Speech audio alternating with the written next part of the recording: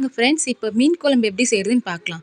இது வந்து எங்கள் அம்மா செய்வாங்க. எனக்கு ரொம்ப ரொம்ப பிடிக்கும். உங்களுக்கும் பிடிக்கும். ட்ரை பண்ணி பாருங்கள். ஃபஸ்ட்டு எண்ணெய் ஊற்றி கடுகு, கொஞ்சம் சீரகம், கொஞ்சம் வெந்தயம். வெந்தயம் வந்து கொஞ்சமாக போட்டுக்கோங்க, இல்லைன்னா கசக்கும். சரிங்களா? சின்ன வெங்காயம் கொஞ்சம் எடுத்துக்கோங்க, ஒரு 4, 5. பூண்டு கொஞ்சம் நிறையவே போட்டுக்கோங்க. ஏன்னா பூண்டோட ஃப்ளேவர் வந்து நல்லாயிருக்கும் மீன் குழம்புக்கு. சரிங்களா? கலராதீங்க, இப்படி கலக்கி விட்டுக்கோங்க.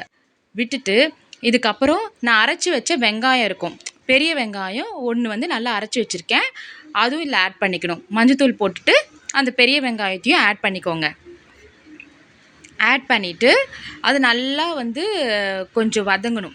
வதங்கின பிறகு அதில் வந்து கொஞ்சம் எண்ணெய் மாதிரி மேலே வரும். சரிங்களா? அப்போ வந்து அந்த கருவேப்பிலை போட்டுக்கோங்க. கருவேப்பிலை போட்டுட்டு இருங்க, நல்லா வதங்கட்டும். இப்போ கொஞ்சம் வதங்கின பிறகு இப்போ கருவேப்பிலை போட்டுக்கோங்க. பார்த்தீங்களா, எண்ணெய் மேலே வந்திருக்கு பார்த்தீங்களா?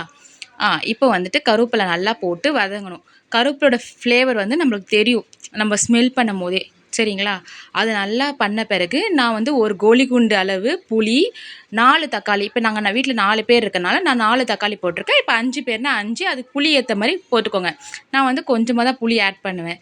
சரிங்களா? நான் ஒரு கோலிகுண்டு அளவு புளி ஆட் பண்ணேன். அது கரைச்சி மிளகாத்தூள், உப்பு போட்டு கரைச்சி வச்சுருந்தேன். அதை வந்து இப்போ நான் ஊற்றிட்டு அந்த குக்கரில், எனக்கு பெரிய கடாய் இல்லை, அதனால் குக்கரில் பண்ணியிருக்கேன். இப்போ கடாயில் மாற்றிட்டு அது நல்லா கொதிக்கணும். ஒரு 1/2 அன் ஹவர் நல்லா ஸ்லிம்மில் கொதித்த பிறகு மேலே எண்ணெய் வந்துச்சு பார்த்தீங்களா? எண்ணெய் வந்த பிறகு நம்ம வந்து மீன் ஃபஸ்ட்டு தலை மீன் வந்து வேக கொஞ்சம் லேட் ஆகும். ஸோ அதை ஃபஸ்ட்டு நம்ம ஆட் பண்ணிக்கிறோம் மீன் குழம்புல.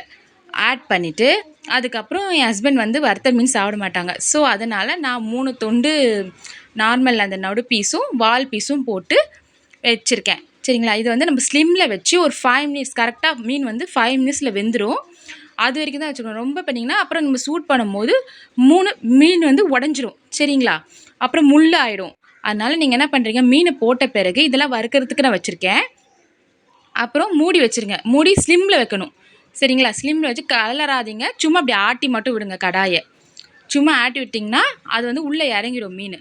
சரிங்களா? உள்ளே இறங்கின பிறகு அது உப்பு, புளி, காரம் எல்லாமே இறங்கிடும். மூடிட்டு ஸ்லோ ஃப்ளேமில் ஒரு 5 மினிட்ஸ் வச்சுக்கோங்க. அதுக்கப்புறம் நான் கொஞ்சம் மிளகு ஆட் பண்ணுவேன். சரிங்களா?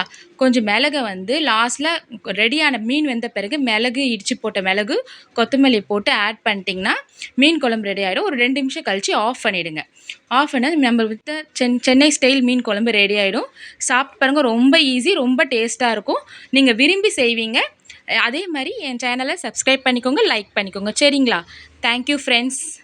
ட்ரை பண்ணி பாருங்கள்.